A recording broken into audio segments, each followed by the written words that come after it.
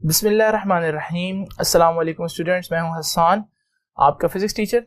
आज का हमारा लेक्चर है vector addition by rectangular components.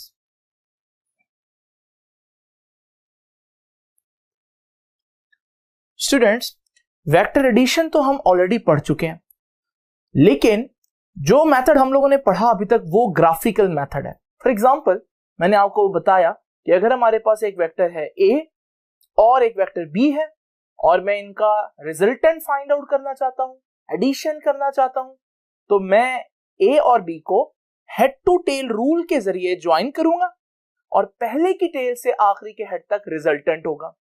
लेकिन ये सारा मेथड आप देख रहे हैं ग्राफिकल मेथड है, जिसमें वेक्टर्स को ड्रॉ करना पड़ता है, यहां कहीं कैलकुलेशंस इन्वॉल्व नहीं है।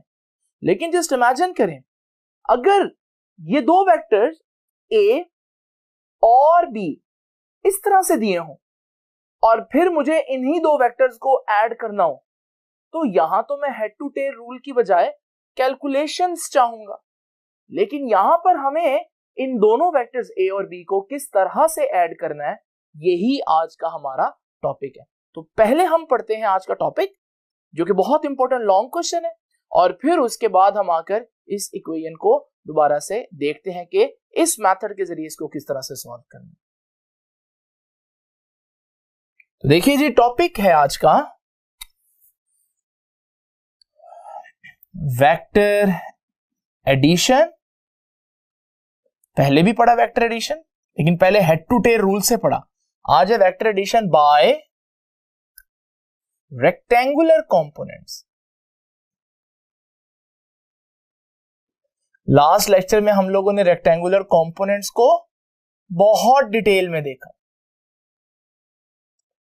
सबसे इंपॉर्टेंट चीज है इस लेक्चर में जो डायग्राम है, वो बड़े ही ध्यान से एग्जैक्ट बुक वाले सिंबल्स आप कोशिश करेंगे दें, ताकि किसी किस्म की कंफ्यूजन ना हो। तो देखिए जी, जस्ट इमेजिन करें कि हमारे पास एक्स एक्सिस और वाई एक्सिस यानी कि कार्टेशियन सिस्टम में आपके सामने ड्रॉ कर रहा हूं, और इमेजिन करें यहां पर हमारे पास दो वेक्टर्स हैं, वेक्टर ए और वेक्टर बी। ये ओरिजिन है, मैं इसको ओ का नाम दे देता हूं। वेक्टर ए को मैं ओ एम और वेक्टर बी को मैं ओ एन कह देता हूं। अब हमें ऐड करना है इनको थ्रू रेक्टेंगुलर कंपोनेंट्स, बट आज टॉपिक का स्टार्ट मैं वहीं से लेता हूं, जो कि हेड टू टेल रूल के जरिए एडिशन हमने सीखी है। तो मैं क्या करूंगा, इसको वेक्टर बी को उठाऊंगा और इसकी डायरेक्शन चेंज किए बगैर इसकी टेल को इसके हेड पर रखूंगा, तो वेक्टर बी यहां आ जाएगा हमारे पास, लेकिन इसकी डायरेक्शन चेंज नहीं होनी। ये देखिए, और ये बात का खास ख्याल रखना आप लोगों ने, ये बात याद रखनी कि पॉइंट्स को वही नाम दें। तो ये पॉइंट मैं पी कह देता हूं। वैसे पॉइंट चेंज हो तो कॉन्सेप्चुअली कुछ गलत नहीं है, लेकिन फिर भी हम कंफ्यूजन से बचेंगे। नेक्स्ट चीज देखिए, हमारे पास ये वेक्टर बी दो दफा क्यों बना हुआ है, क्योंकि एक दफा वैसे वेक्टर की फॉर्म में था, अब मैंने उसको एडिशन के लिए यूज करना था, तो हेड टू टेल रूल से ज्वाइन किया। अब हेड टू टेल रूल से रिजल्टेंट कैसे फाइंड आउट करते हैं आप सब जानते हैं।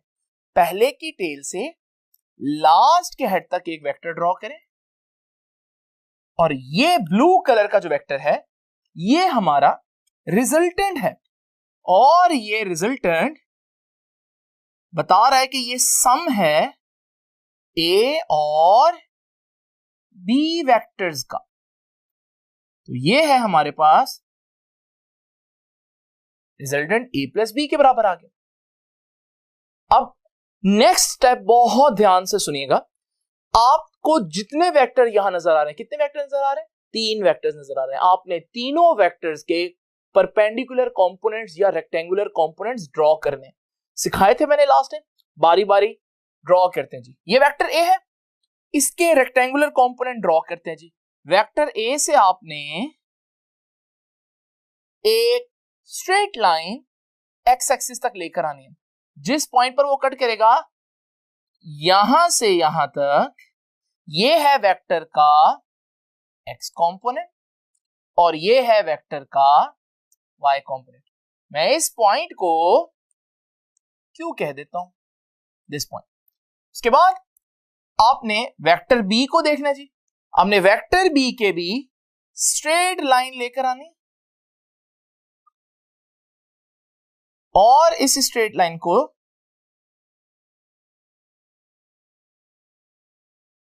ये जो पोर्शन है ये वेक्टर बी का एक्स कंपोनेंट है और ये वेक्टर बी का सामने वाला पोर्शन जो है ये वेक्टर बी का वाई कंपोनेंट। लेकिन लॉजिकली मैं कह सकता हूं,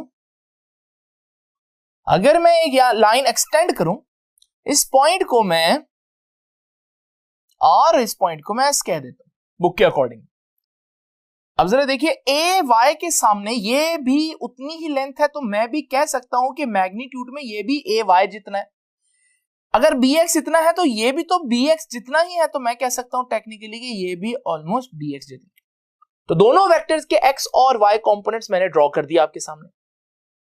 लेकिन ये ब्लू वेक्टर जो हमारा रिजल्टेंट वेक्टर है, ये अगर मैं देखूं ये सारा इसका y कंपोनेंट होगा और इसके y कंपोनेंट को रिजल्टेंट का y है तो आर वाई कहेंगे, और ये वेक्टर जो ब्लू में है ये सारा इसका x कंपोनेंट होगा। तो ये सारा x कंपोनेंट है, मैं इसको आर x का नाम दूंगा। अब आप देख रहे हैं कि इस पूरी डायग्राम के अंदर कोई भी एक ऐसा वेक्टर नहीं बचा जिसका कंपोनेंट हम लोगों ने ड्रॉ नहीं किया। तो सबसे पहले ये इंपॉर्टेंट बात है, हेडिंग आप लोगों ने क्या करनी है, हेडिंग आप लोगों ने देनी है एक्सप्लेनेशन की।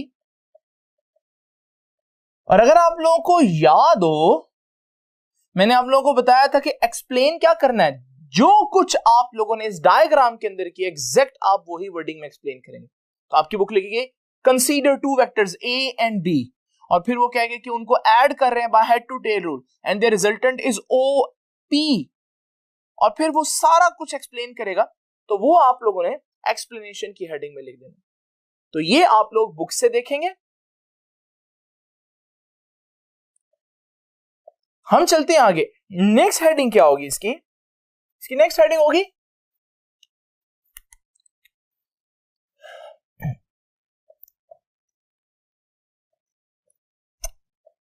एक्स कंपोनेंट ऑफ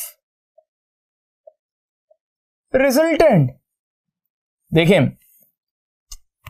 हम रिजल्टेंट फाइंड आउट करना चाहते हैं। रिजल्टेंट फाइंड आउट जब होगा जब पहले हमारे पास रिजल्टेंट का एक्स कंपोनेंट होगा। पहले एक्स कंपोनेंट निकालते हैं, बड़ी सिंपल मैथमेटिक्स है। ये देखिए, अगर मैं यहां पर कहूं ओ आर किसके बराबर है, तो मैं कह सकता हूं O R is equal to O Q plus Q R. O Q में क्यू आर एड करूं तो ओ आर बन जाएगा। तो O R is equal to O Q plus Q R. But मुझे मालूम है क्यू आर तो एम एस जितना नहीं है, सेम। तो मैं क्यू आर क्योंकि एम एस जितना है तो मैं इधर लिख देता हूं। तो ओ आर किसके बराबर आ जाएगा, O Q plus Q R की जगह एम एस। अब हम वैल्यूज पुट करते हैं। जरा देखिए ओ आर क्या है, ओ आर तो यहां से यहां तक की लेंथ है और ये तो रिजल्टेंट का एक्स कंपोनेंट बन रहा है। तो हमारे पास ये रिजल्टेंट का एक्स कंपोनेंट होगा is equal to O Q ये है और ये एक वेक्टर का एक्स कंपोनेंट बन रहा है, एंड एम एस ये है और वो वेक्टर बी का एक्स कंपोनेंट बन रहा है। ये इक्वेशन देखिए बहुत जबरदस्त। और देखो रिजल्टेंट का एक्स कंपोनेंट निकालने का एक शॉर्टकट आ गया हमारे पास कि अगर आपने रिजल्टेंट का एक्स कंपोनेंट निकालना है, आपके पास जो वेक्टर्स है आप उनके x कंपोनेंट्स को ऐड कर दो, आपके पास रिजल्टेंट का x कंपोनेंट आएगा। आपको पता है ना x कंपोनेंट वो होता है जिसके साथ i हैट लगा होता है, तो इसका मतलब हमने i हैट वाली सारी टर्म्स को ऐड कर देना। तो ये देखिए x कंपोनेंट ऑफ रिजल्टेंट, इसकी बात करो rx की, किसके बराबर है, is equal to sum of x components of all given vectors. देखिए अगर मैं रिजल्टेंट का x फाइंड आउट करना चाहता हूं तो मेरे पास जितने भी वेक्टर्स हैं उनके x कंपोनेंट्स ऐड कर दूं। इवन अगर कोई और वेक्टर c भी है तो उसका भी x, कोई d है तो उसका भी x कंपोनेंट, यानी कि सारी i हैट के साथ जितनी भी वैल्यूज हैं, क्योंकि वो x कंपोनेंट्स होते हैं, उनको ऐड कर दूं तो मेरे पास रिजल्टेंट का x कंपोनेंट आ जाएगा। इसको भी हम एग्जांपल में देखेंगे भी। ये देखिए जी, अब हम फाइंड आउट करते हैं रिजल्टेंट का y कंपोनेंट। तो y component of resultant, y component of resultant के लिए जरा देखिए, यहां से यहां तक की लेंथ PS प्लस SR के बराबर है। सिंपल, तो मैं कह सकता हूं कि PR is equal to PS plus SR, लेकिन मैं कह सकता हूं SR तो MQ जितना है, क्योंकि जितनी ये लेंथ है उतनी यही है। तो SR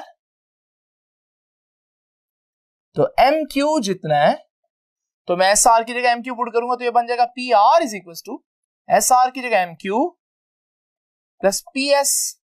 वक्त आ गया कि इनकी वैल्यूज ऐड करते हैं। लो जी, व्हाट इज PR? PR तो RY है। What is MQ?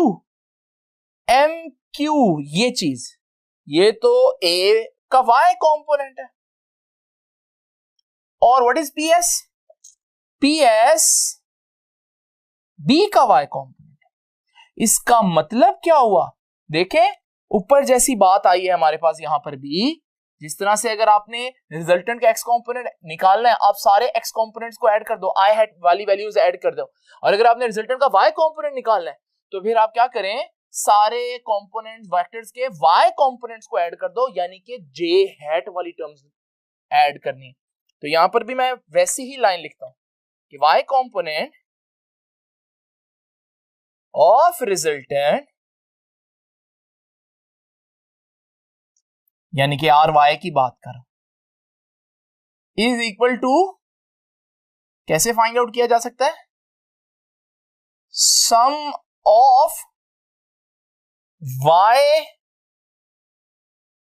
Components of all given vectors. जितनी भी वैल्यूज y कंपोनेंट्स की हैं, यानी कि j हैट जितने भी हैं उनके साथ जो जो न्यूमेरिकल वैल्यूज है उनको ऐड करें। अभी हम इसको एग्जांपल में भी देखते हैं। अब जरा देखिए, x कंपोनेंट आ गया, y कंपोनेंट आ गया, वेक्टर निकालना कोई प्रॉब्लम नहीं, क्योंकि जब भी हमारे पास कुछ कंपोनेंट्स हो, वेक्टर अपने ही कंपोनेंट्स का सम होता है। तो जरा देखते हैं। तो अब मैं फाइंड आउट करने लगा हूं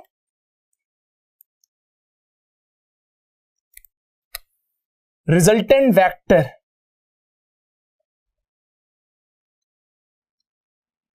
सो I am gonna find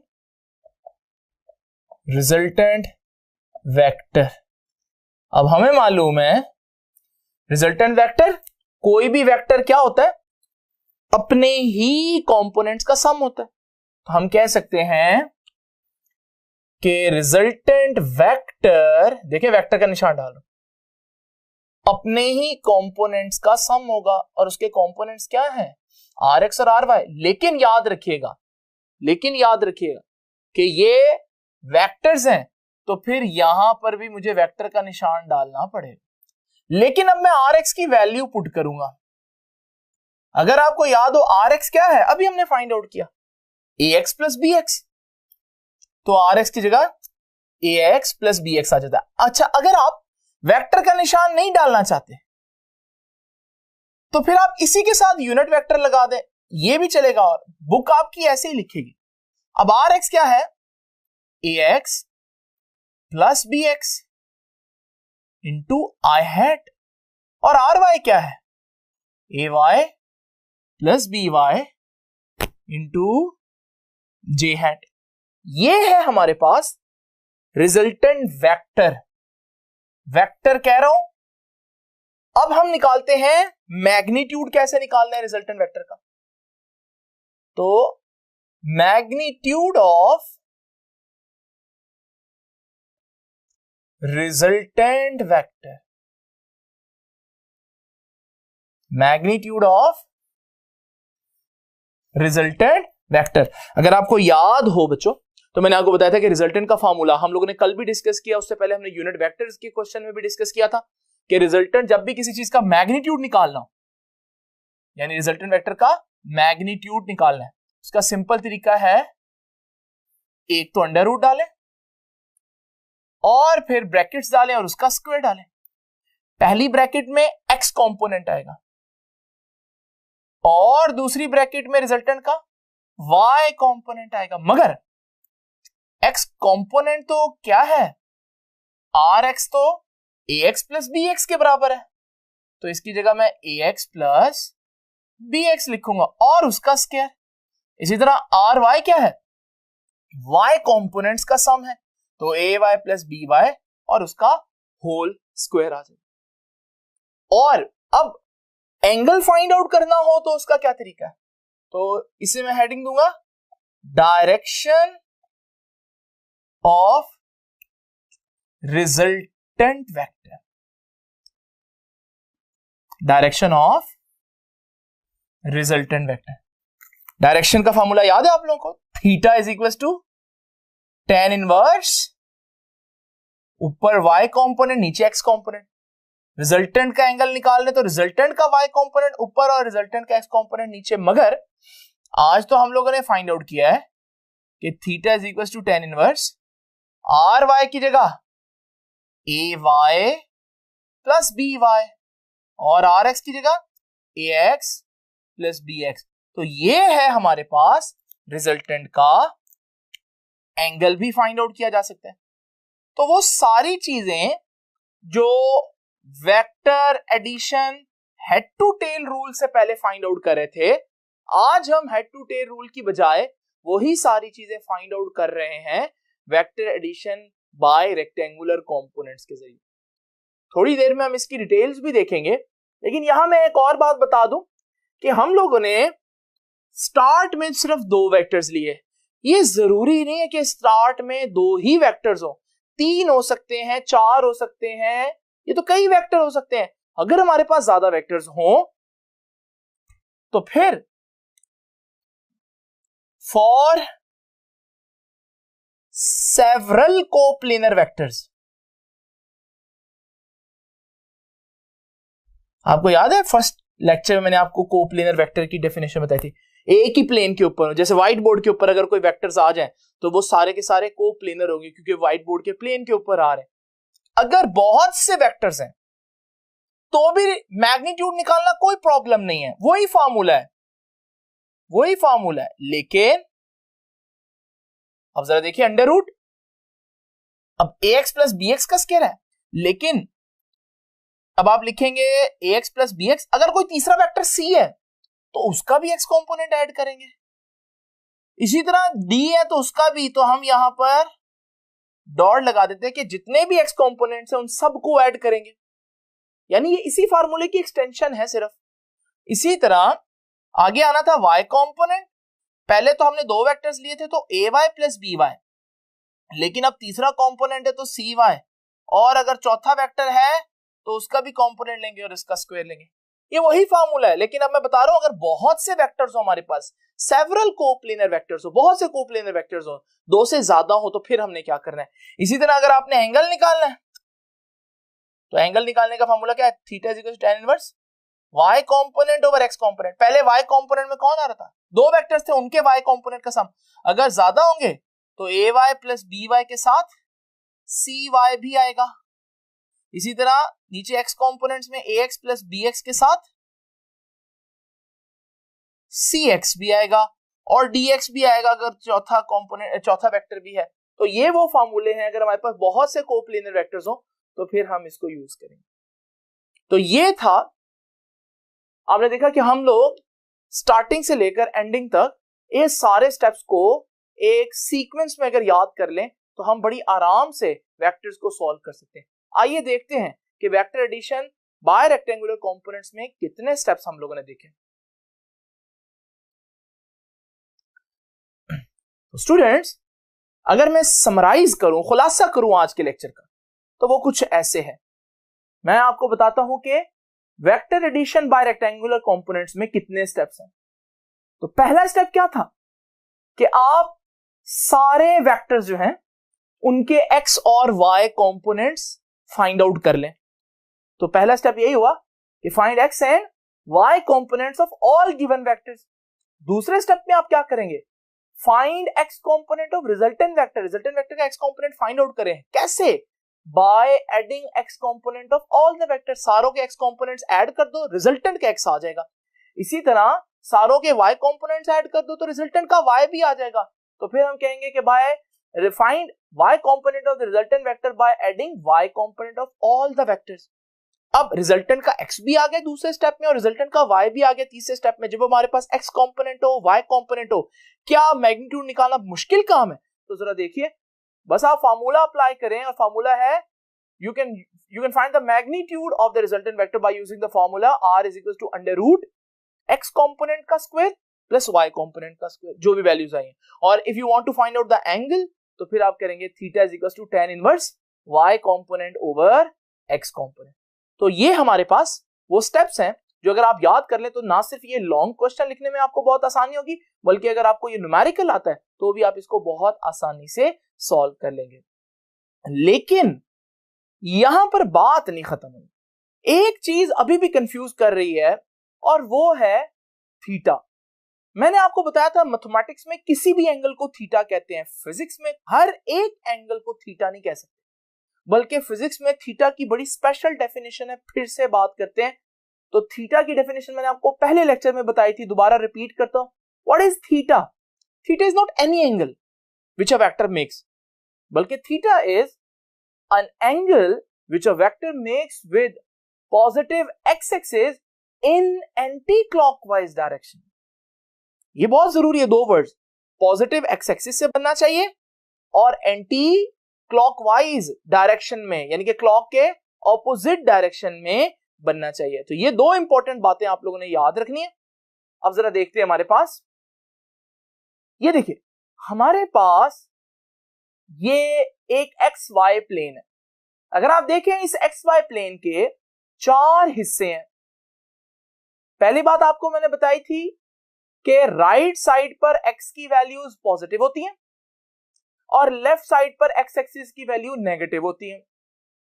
origin से ऊपर वाई एक्सिस की वैल्यूज पॉजिटिव होती हैं और ओरिजिन से नीचे जो है वो वाई एक्सिस की वैल्यू नेगेटिव कंसीडर करते हैं। जरा इमेजिन करें, इन चार हिस्सों को हम नाम दे देते हैं।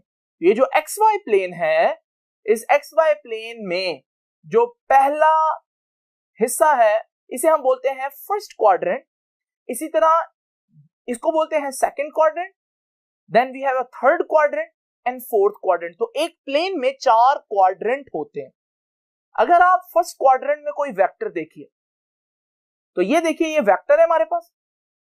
इस वेक्टर का एक्स कंपोनेंट और वाई कंपोनेंट आपके सामने बना रहे हैं। जरा देखिए, x component positive X axis में और एक्स कंपोनेंट जब पॉजिटिव एक्स एक्सिस में वैल्यूज तो पॉजिटिव होती है, तो यानी एक्स कंपोनेंट पॉजिटिव हुआ और वाई कंपोनेंट भी पॉजिटिव हुआ क्योंकि वो ओरिजिन से ऊपर है। यानी कि हम कह सकते हैं अगर कोई चीज फर्स्ट क्वाड्रेंट में हो, कोई वेक्टर फर्स्ट क्वाड्रेंट में हो, तो उसका एक्स कंपोनेंट भी पॉजिटिव होगा और वाई कंपोनेंट भी पॉजिटिव होगा। उसके बाद देखिए सेकंड क्वाड्रेंट में एक वेक्टर है और इस वेक्टर का जो एक्स कंपोनेंट है वो अब नेगेटिव हो गया क्योंकि एक्स एक्सिस की लेफ्ट साइड आ रही है एज ए एक्स कंपोनेंट और वाई एक्सिस तो अभी भी वो ओरिजिन से ऊपर ले रहा है। तो इसका मतलब सेकंड क्वाड्रेंट में जो वेक्टर है उसका वाई कंपोनेंट पॉजिटिव लेकिन एक्स नेगेटिव होगा। इसी तरह थर्ड क्वाड्रेंट में एक्स पॉजिटिव, एक्स भी नेगेटिव होगा और वाई भी नेगेटिव होगा। और फोर्थ क्वाड्रेंट में हमारे पास x कंपोनेंट पॉजिटिव होगा लेकिन y कंपोनेंट नेगेटिव होगा। तो क्या मैं किसी भी वेक्टर को देखकर अंदाजा लगा सकता हूं ये किस क्वाड्रेंट में होगा? ये देखिए मेरे पास एक वेक्टर है, ये वेक्टर है 4i - 3j। अब ये वेक्टर मेरे सामने ड्रॉ नहीं हुआ, लेकिन मुझे ड्रॉ होने से पहले ही पता है i की वैल्यू पॉजिटिव है, i हैट की वैल्यू x एक्सिस की वैल्यू होती है, तो x एक्सिस की वैल्यू पॉजिटिव है और y एक्सिस की वैल्यू नेगेटिव है। इसका मतलब ये तो फोर्थ क्वाड्रेंट में होगा, क्योंकि फोर्थ क्वाड्रेंट में x वैल्यू पॉजिटिव होती है और y की वैल्यू नेगेटिव होती है। इसका मतलब किसी भी वेक्टर के साइंस देखकर आप बड़ी आसानी से अंदाजा लगा सकते हैं कि ये वेक्टर जो है ये किस क्वाड्रेंट में होगा। लेकिन सवाल ये उठता है कि सर हमें क्या जरूरत है क्वाड्रेंट के चक्कर में पढ़ने की? Why we want this information? इससे क्या फायदा होगा कि क्वाड्रेंट किस क्वाड्रेंट में है अगर हमें ये पता चल भी जाए? तो जरा देखते हैं। अब बहुत इंपॉर्टेंट बात और बड़ी तवज्जो से आपने ये बात सुननी है। ये देखिए बेटा, हमारे पास एक वेक्टर है। जब भी आपके पास ये चारों क्वाड्रेंट में मैंने वेक्टर्स बनाए, जब भी आप फॉर्मूला लगाएंगे theta is equal to tan inverse y component over x component, बताया था ना मैंने आपको ये एंगल निकालने के लिए फॉर्मूला। ये एंगल कौन सा आएगा? ये एंगल आएगा उस क्वाड्रेंट का x एक्सिस के साथ एंगल। मैं रिपीट कर रहा हूं, ये एंगल कहां से आएगा? जिस क्वाड्रेंट में आपका वेक्टर है उस क्वाड्रेंट में x एक्सिस के साथ एंगल आएगा। जरा देखिए इधर, फर्स्ट में देखें आप, अगर एक वेक्टर पहले क्वाड्रेंट के अंदर मौजूद है, ये मैं इसका एंगल फाइंड आउट करता हूं। अब मुझे मालूम नहीं कि मेरा जो आंसर आ रहा है फॉर्मूला लगाकर वो थीटा है या नहीं, क्योंकि थीटा कहीं से नहीं बनेगा, थीटा खास जगह पर बनेगा। कहां से? पॉजिटिव एक्स एक्सिस से एंटी क्लॉकवाइज डायरेक्शन। इसलिए अब मैं theta is equal to tan inverse y component over x component के फॉर्मूले को थीटा की बजाय फाई कह देता हूं और मुझे फाई से थीटा को निकालना पड़ेगा। बड़ी इंपॉर्टेंट बात और तवज्जो से सुनने वाली बात। तो जरूरी नहीं कि इस फॉर्मूले से जो मेरा आंसर है वो डायरेक्ट थीटा ही हो सकता है वो फाई हो, यानी वो कोई और एंगल हो, और फिर मुझे उसको कहां से कैलकुलेट करना होगा? पॉजिटिव एक्स एक्सिस से एंटी क्लॉकवाइज डायरेक्शन में। तो ये देखिए, अब मेरे पास ये पहले क्वाड्रेंट में एक वेक्टर है। आपको पता है फाई कहां से आएगा? फॉर्मूला आपको जो एंगल देगा वो उस क्वाड्रेंट में एक्स एक्सिस से बन रहा होगा। ये देखिए जी, तो ये जो ब्लू में एरो शो किया ये फाई है, जबकि हमें क्या चाहिए? थीटा। थीटा कहां से होता है? पॉजिटिव एक्स एक्सिस से एंटी क्लॉकवाइज डायरेक्शन में वेक्टर तक। तो हमारे पास ये जो रेड में एंगल ड्रॉ किया है ये थीटा है। अगर आप देखें आपका वेक्टर जब फर्स्ट क्वाड्रेंट में होता है तो जितना थीटा बनता है उतना फाई बनता है, यानी कि फर्स्ट क्वाड्रेंट में अगर वेक्टर हो तो कोई प्रॉब्लम नहीं है, जो आपका आंसर आएगा वही आपका फाइनल आंसर होगा, क्योंकि वो फाई ही थीटा होगा। लेकिन क्या सेकंड क्वाड्रेंट में ऐसा होगा? आइए देखते हैं। अब ये जरा सेकंड क्वाड्रेंट में देखें। सेकंड क्वाड्रेंट में आपने फॉर्मूला लगाया tan इनवर्स वाला, और आपके पास जो आंसर आया, मैंने क्या बताया था, फॉर्मूला आंसर कहां से देगा? उस क्वाड्रेंट में एक्स एक्सिस से। तो उस क्वाड्रेंट में एक्स एक्सिस से ये आंसर बनता है, ये एंगल फाई आ गया। क्या ये थीटा है? नहीं, ये तो नेगेटिव एक्स एक्सिस से बन रहा है। इसका मतलब हमें चाहिए पॉजिटिव एक्स एक्सिस से एंटी क्लॉकवाइज डायरेक्शन में एंगल। तो ये देखिए, ये जो रेड में मैं ड्रॉ कर रहा हूं ये है बेसिकली थीटा। अब आपने देखा आपका फॉर्मूला कुछ और आंसर दे रहा है जबकि थीटा कुछ और है। आप पहले फाई निकाल लो, लेकिन आप उसको टोटल 180 में से माइनस करोगे तो आपके पास थीटा आ जाएगा, यानी कि वो एंगल आ जाएगा जो रेड में। थर्ड क्वाड्रेंट में भी जरा देखते हैं। थर्ड क्वाड्रेंट में आपको जो एंगल आएगा वो कहां से आएगा? थर्ड क्वाड्रेंट में आपको एंगल आएगा एक्स एक्सिस से, उस क्वाड्रेंट के अंदर एक्स एक्सिस से। तो ये एंगल आ गया, ये भी थीटा नहीं है, तो थीटा होगा वो पॉजिटिव एक्स एक्सिस से एंटी क्लॉकवाइज डायरेक्शन में वेक्टर तक। तो आपके पास जो थर्ड क्वाड्रेंट में उसमें थीटा कैसे निकालेंगे? जो भी आपका आंसर आएगा फाई, tan इनवर्स का फॉर्मूला लगाएगा, उसमें आप 180 ऐड करेंगे। इसी तरह लास्ट क्वाड्रेंट में अगर हम देखें, फोर्थ क्वाड्रेंट में, तो वहां जो भी वेक्टर आपके पास एंगल बनाएगा वो एक्स एक्सिस से एंगल आएगा। तो tan इनवर्स का फॉर्मूला लगाने पर आपके पास जो आंसर आएगा वो उस क्वाड्रेंट में एक्स एक्सिस से होगा। हमें चाहिए थीटा पॉजिटिव एक्स एक्सिस से एंटी क्लॉकवाइज, तो वो हमारे पास कितना बनेगा, उसके लिए हमें माइनस करना पड़ेगा 360 में से, तो theta is equal to 360 minus 5। तो यहां पर हमने देखा कि अगर हमें क्वाड्रेंट का पता हो तो फिर हम थीटा फाइंड आउट कर सकते हैं, अदरवाइज जो एंगल आप डायरेक्ट tan इनवर्स का फार्मूला लगाकर लेकर आएंगे वो आपका सही आंसर नहीं होगा, वो जरूरी नहीं कि थीटा ही हो। दूसरी एक इंपॉर्टेंट बात जो बच्चे बहुत ज्यादा गलती करते हैं यहां पर, वो फार्मूला लगाते हुए नेगेटिव वैल्यूज नेगेटिव पुट करते हैं तो पॉजिटिव वैल्यूज पॉजिटिव पुट करते हैं। आपने ऐसा नहीं करना। तो जैसे कि आपके पास ये एक वेक्टर है और वेक्टर है 3i माइनस 4j और आपने इसका एंगल फाइंड आउट करना है। आप पहले 5 फाइंड आउट करें, 5 इक्वल टू tan इनवर्स। अब y कॉम्पोनेंट हालांकि माइनस 4j है लेकिन आप 4 ही पुट करेंगे और नीचे जो है x कॉम्पोनेंट वो 3 है, उसको आप एज इट इज 3 पुट करेंगे। बाद में हम फिर देखेंगे ये किस क्वाड्रेंट में है और इसमें क्या ऐड या क्या सबट्रैक्ट करना है। ये था आज का लेक्चर। नेक्स्ट लेक्चर में हम थोड़ा सा इस टेक्निक को यूज करते हुए कुछ 1-2 न्यूमेरिकल सॉल्व करेंगे, एग्जांपल देखेंगे बुक की।